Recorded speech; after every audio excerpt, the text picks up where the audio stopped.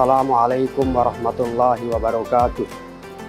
Alhamdulillahillazi unzila fihil Qur'an hudal linnasi wa bayyinatin minal huda wal furqan. Ashhadu an la ilaha illallah wahdahu la syarikalah wa ashhadu anna Muhammadan abduhu wa rasuluh. Allahumma salli ala sayyidina Muhammad wa ala alihi wa sahbihi ajmain. Puji syukur kita panjatkan kehadiran Allah Subhanahu wa taala. Selawat salam kehadiran junjungan Nabi besar Muhammad sallallahu alaihi wasallam, keluarga, para sahabatnya serta umatnya sampai hari kemudian. Bertemu kembali kita pada paket siar Ramadan yang ditayangkan oleh Tribun Batam bekerja sama dengan Majelis Ulama Indonesia Kota Batam, yang pada kesempatan ini kita akan melakukan pendalaman dan pembahasan terkait dengan masalah ibadah wakaf. Kita tahu bahwa wakaf merupakan salah satu peranata ekonomi Islam yang memiliki kedudukan penting dan posisi strategis di dalam membangun peradaban umat. Oleh karena itu, kita mesti ambil perhatian yang cukup terhadap kegiatan wakaf yang merupakan warisan monumental yang ditinggalkan oleh baginda Rasulullah Muhammad SAW. Terkait dengan ibadah wakaf ini, maka Allah Subhanahu wa taala berfirman di dalam Ali Imran 92, "Lan tanalul birra," kamu tidak akan masuk surga, kamu sekali-kali tidak sampai kepada kebajikan yang sempurna, hatta tunfiqu mimma tuhibbun, sebelum kamu menginfakkan, menyedekahkan, mewakafkan harta yang kamu cintai. Wa ma tunfiqu min syai'in, dan apa saja yang kamu infakkan, kamu sedekahkan, kamu wakafkan, fa innallaha bihi alim, maka sesungguhnya Allah Maha mengetahui. Ayat ini menjadi dasar disyariatkannya ibadah wakaf. Karena itu para mufassir sepakat mengartikan kata infak di dalam ayat tersebut dengan arti wakaf. Mengapa? Karena hal ini sesuai dengan arahan Nabi ketika Umar bin Khattab datang meminta petunjuk kepada beliau. Ibnu Umar bercerita bahwa suatu ketika Umar menerima sebidang tanah di Khaibar dan kemudian mendatangi Nabi. Lalu Umar berkata, "Faqala ya Rasulullah, inni asabtu ardan di Khaibar." Saya memperoleh sebidang kebun di Khaibar. Lam usib malan qattu huwa ampasu indi minhu. Tidak pernah saya memiliki harta atau kekayaan yang lebih baik, lebih saya cintai dan lebih strategis dari kebun ini. Fama ta'muruni bih, maka apa yang kau perintahkan kepadaku? Apa petunjukmu kepadaku? Qala, Nabi menjawab, in syi'ta habasta aslaha wa tasaddaqta biha. Jika engkau mau wahai Umar, engkau tahan pokoknya dan engkau sedekahkan hasilnya. Maka berdasarkan arahan Nabi ini, wakaf itu setidaknya memiliki dua prinsip. Prinsip pertama, prinsip mengekalkan, dan yang kedua, prinsip manfaat. Nabi mengatakan tahan pokoknya, ini tidak berarti secara harfiah hanya ditahan. Yang dimaksud adalah tahan kepemilikannya, dibekukan kepemilikannya. Tetapi yang dimaksud adalah harta tersebut mesti dikelola, diproduktifkan sehingga menghasilkan. Hasilnya itulah yang kemudian disedekahkan.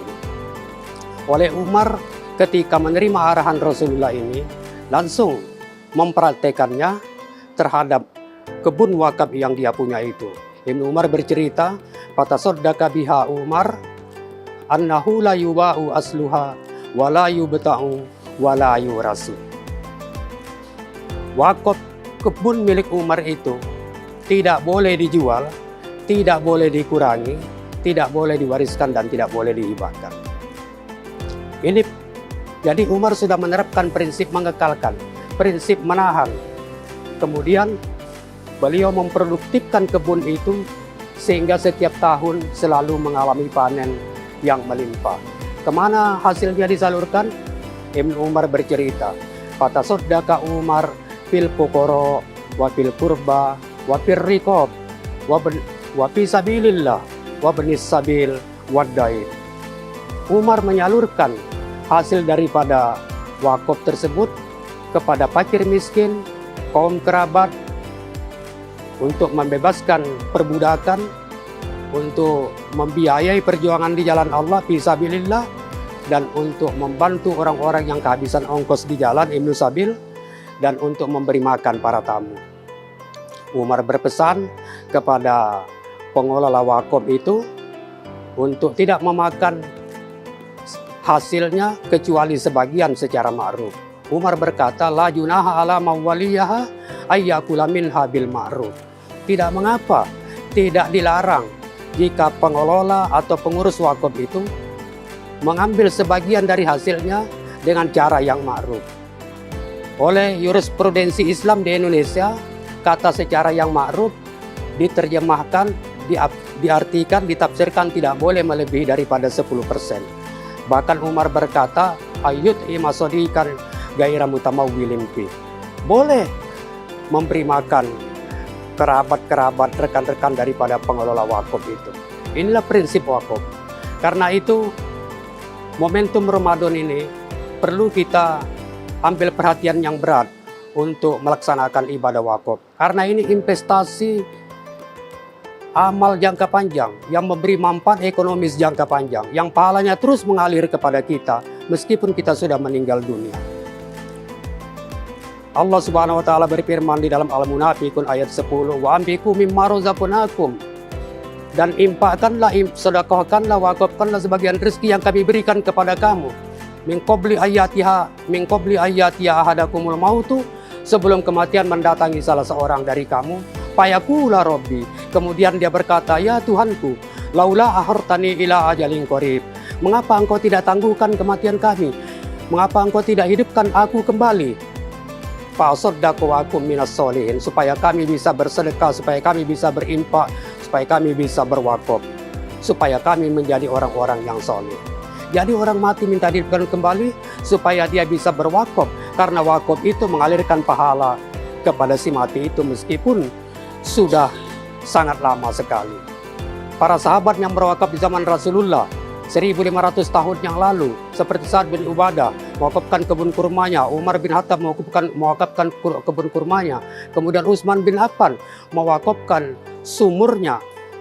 Hasil daripada kebun dan sumur itu sampai hari ini masih bermanfaat, masih disalurkan kepada orang banyak untuk membangun berbagai fasilitas.